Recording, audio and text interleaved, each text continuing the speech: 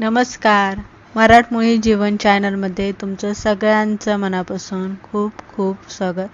दिवाळी फराळामध्ये आज आपण मिक्स असा भेळ चिवडा कसा बनवायचा ही रेसिपी बघणार आहे.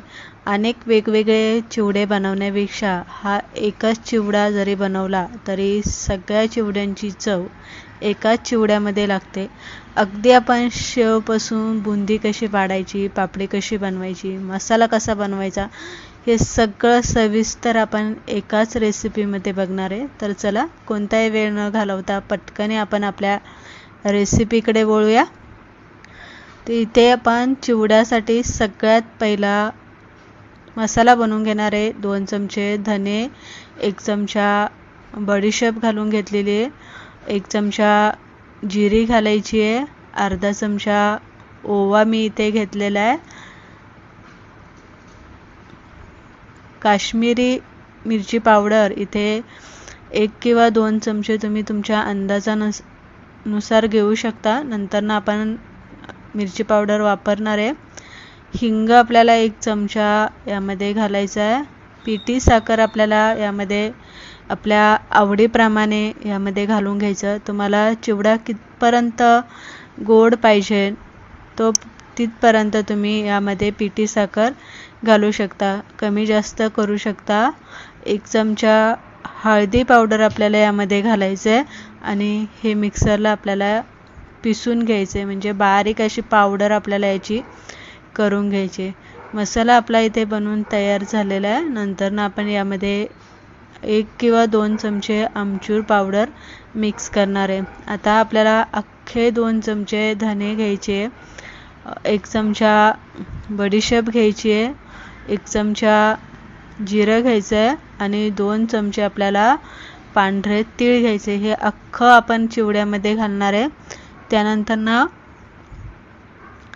1 ते 2 चमचे आपण यामध्ये आमचूर पावडर घालून घेणार आहे. तुमच्या आवडीनुसार तुम्ही कमी जास्त करू शकता. चिवड्याचं प्रमाण किती आहे त्यानुसार तुम्ही इथे हे प्रमाण घेऊ शकता. त्यानंतर शेवसाठी आपण इथे लसणाचं पाणी करून घेणार आहे. अर्धी वाटी लसूण मी घेतलेला आहे.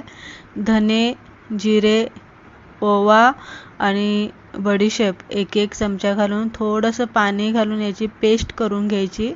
नंतर याच्यामध्ये पाणी घालायचं आणि गाळणीने, म्हणजे चहाची जी आपली गाळणी असते त्या गाळणीने आपल्याला गाळून घ्यायचं आणि ह्या पाण्यामध्ये आपल्याला मसाले घालून घ्यायचे. हिंग घातलेले आहे. त्यानंतर अगदी चिमूटभर आपल्याला यामध्ये पापडखार घालून घ्यायचं आहे. चवीप्रमाणे मीठ घालायचं आहे. हळद घालायची आपल्याला यामध्ये अर्धा चमचा आणि 1 चमचा मिरची पावडर घालून थोडंसं 2 चमचे तेल घालायचं. तेल घातल्यामुळे काय होतं, जी आपली शेव आणि पापडी आहे ती कुरकुरीत होती, कडक अजिबात होत नाही. इथे मी बेसन पीठ घेतलेलं आहे. आता तुम्हाला किती प्रमाणात शेव बनवायची आहे, पापडी बनवायची आहे, तुमच्या अंदाजानुसार तुम्ही बेसन पीठ इथे घेऊ शकता. इथे मी कोणताही माप घेतलेला नाही आहे.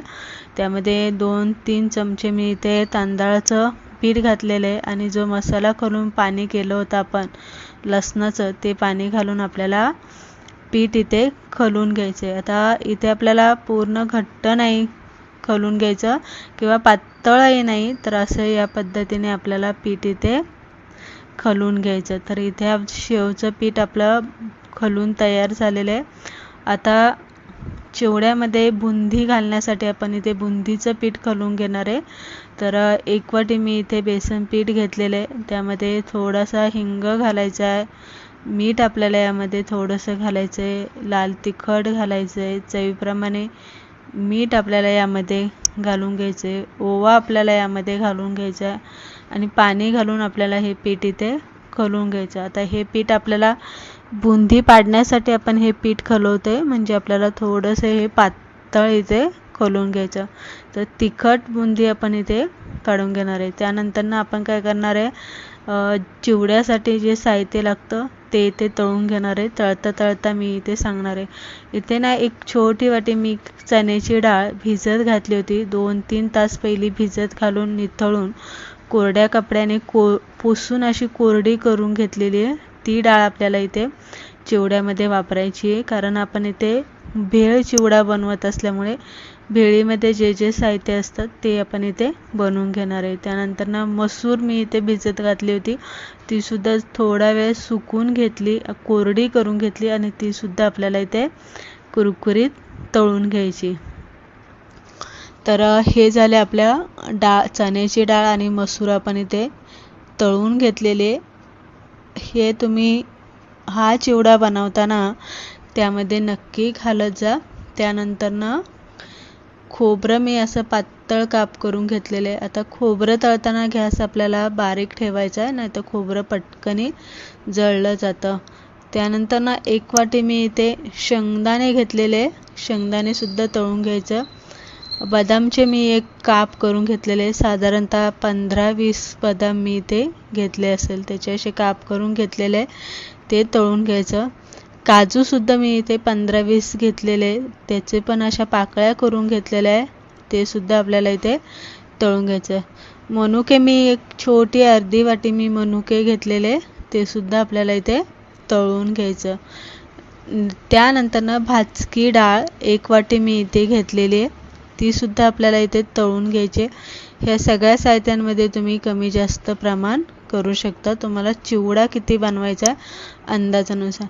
1 मोठी वाटी मी लसूण इथे ठेचून घेतलेला आहे. लसणाची साल अजिबात काढायची नाही, तर तसाच ठेचायचा आणि कुरकुरीत असा लसूण इथे तळून घेतलेला आहे.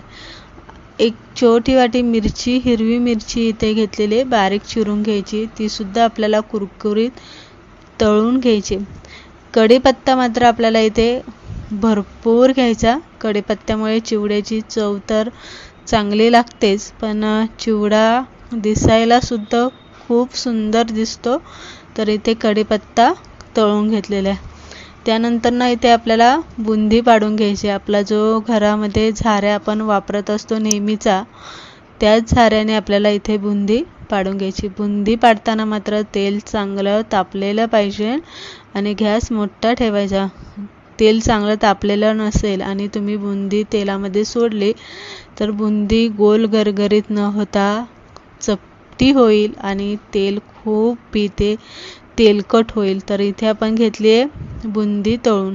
त्यानंतर इथे आपण शेव पाडून घेणार आहे. आता तुम्हाला जाडी शेव पाहिजे की पातळ म्हणजे बारीक शेव पाहिजे, त्यानुसार तुम्ही इथे शेव पाडून घेऊ शकता. तर मी इथे थोडीशी जाड जी शेव असते ती इथे मी पाडून घेतलेली आहे.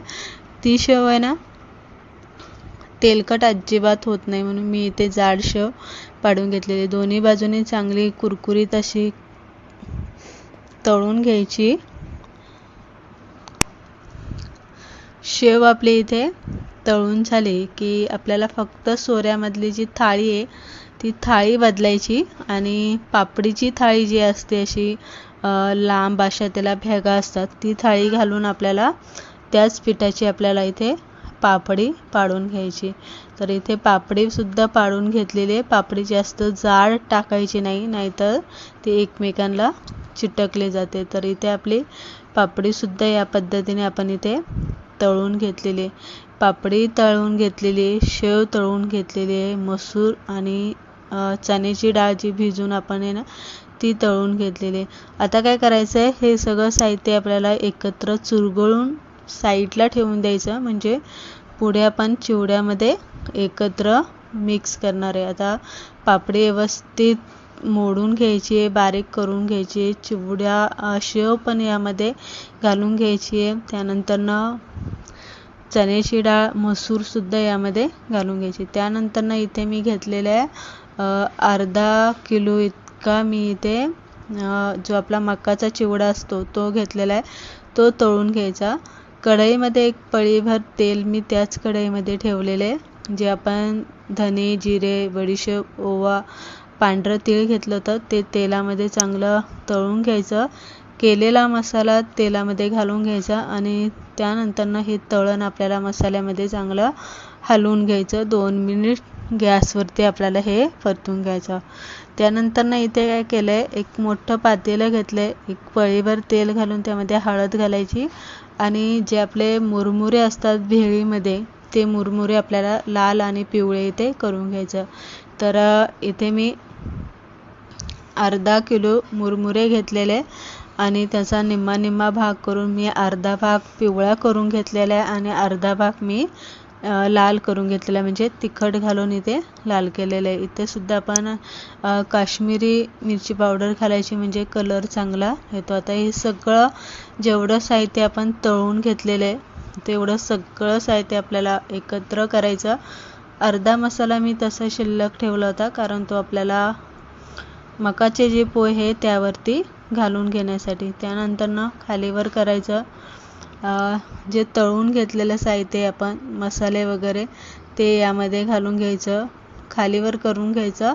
आणि त्यानंतर जे आपण शेव, पापडी, बुंदी करून घेतलेले, चुरगळून घेतलेले, ते सुद्धा यावरती आपल्या आवडीनुसार घालून घ्यायचं आणि व्यवस्थित चिवडा आपल्याला खालीवर करून इथे मिक्स करून घ्यायचा. तर इथे तुम्ही बघू शकता, आपला अनेक वेगवेगळे चिवडे बनवण्यापेक्षा आपण एकच भेळ चिवडा इथे बनवून घेतलेला आहे. छान कुरकुरीत झालेला आहे. अगदी तुम्ही हा चिवडा 2 महिने सुद्धा खाऊ शकता. इतका तेलकट नाही आहे, कारण त्यामध्ये मुरमुरे घातलेले.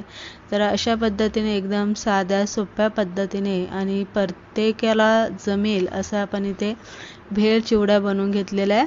चिवडा आवडला असेल तर रेसिपीला लाईक मात्र नक्की करा.